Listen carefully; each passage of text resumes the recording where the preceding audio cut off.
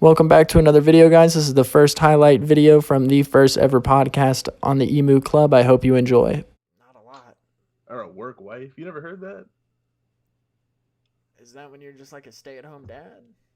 No, like a work husband or wife is, right? So like if you had a work wife, right? Like say like you worked at like a startup. Now like there's like you're like I don't know, like 27. There's like a 24-year-old girl there, and like she's like really nice to you, like she's attractive to you, She you're gets me attractive to paper. her. So y'all just kind of like are always like doing favors for each other. It doesn't have to be like too like, sexual, but it's like it's your work wife. You know what I mean? But it's only like during the times of work. Like you might go get lunch together, talk to each other, like be more personal with that person. But you'll have like an actual wife at your house, so it's like a work wife. So I'm cheating. No, you're not cheating. You're talking to your I'm talking to fellow my associates. coworker while I have Yeah, a wife at home taking care of my kids. That's yeah. cheating. I'm Well, it's not cheating. cheating. Like you can introduce them. Bruh. EJ. What if you introduce them? That's not cheating anymore. If you're like, hey, this is my friend from work. You know what I mean? That's still cheating. You're not cheating. Honestly, what do you think? What do you define as cheating, though? That's a pretty loose term If in you general. are married or in a relationship with someone and you start talking, flirting with these, It doesn't have to be flirting. if you start flirting with someone that is around your any age, I can't even say around your age. If you flirt with anyone, you're cheating on your So wife or your. think about it like this, right?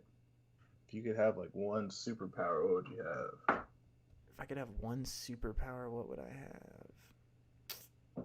But it's only for a week. I only get the superpower for a week. Yeah, I want to be able to read people's minds, for sure. for a week. For a week, I want to be able to read people's minds. Whose minds are you gonna read? Hopefully I'm able to control whose minds I read. Like, I don't want to read everyone's mind. Like, that would be a little too much information for me. But like certain people, like I guess if I'm talking to them or not. So like a proximity thing. You can like focus in on like someone specific. Yeah. You like see them. All right, now we're gonna look at the men's. The men's is a little different here. We got some different teams up in here now. UCLA, for the first time since 2010, is in the Final Four after having Kevin Love and Westbrook on their team.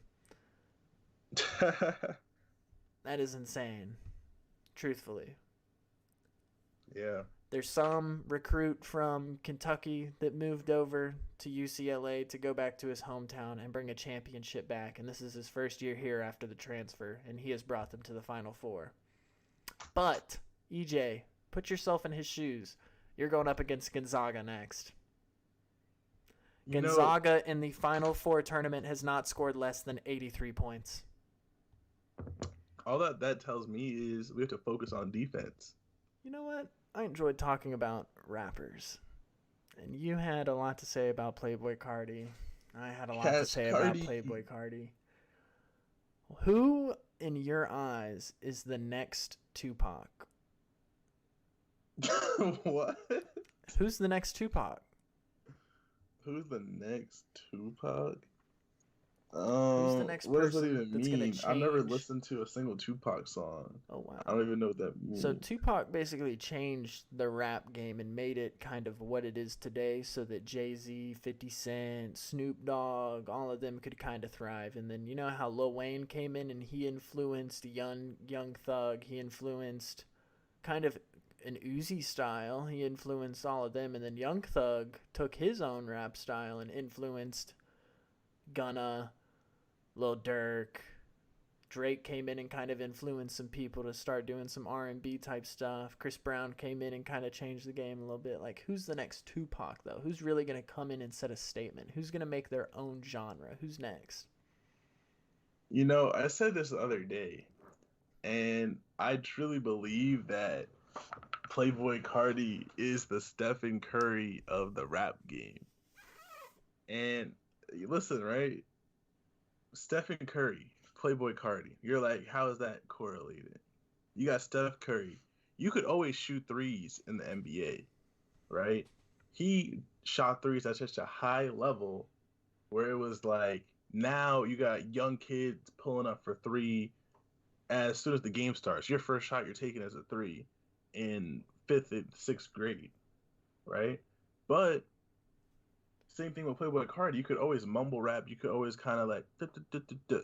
Like, and that's been going on since the beginning of rap. Like, rappers have always done that. Even old school rappers have like mumbled.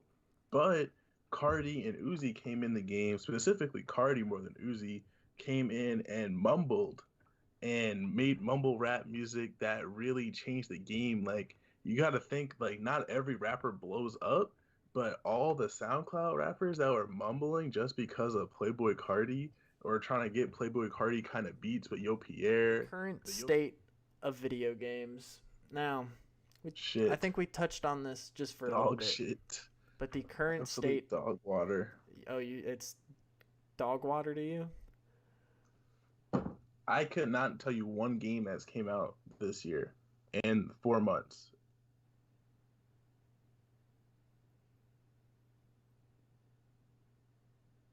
Yeah, I think the silence tells you that. So the only absolute dog water. The only truthfully fun game that I think I have laughed and had a great time on during quarantine was Minecraft. I have not enjoyed playing Call of Duty. I have not enjoyed playing Warzone. I have not enjoyed playing CS:GO. I have not They're enjoyed all too sweaty now. playing Everybody's Valorant. just trying to play in for the streamers. Like everybody's trying to play for views. No one's trying to play for fun anymore.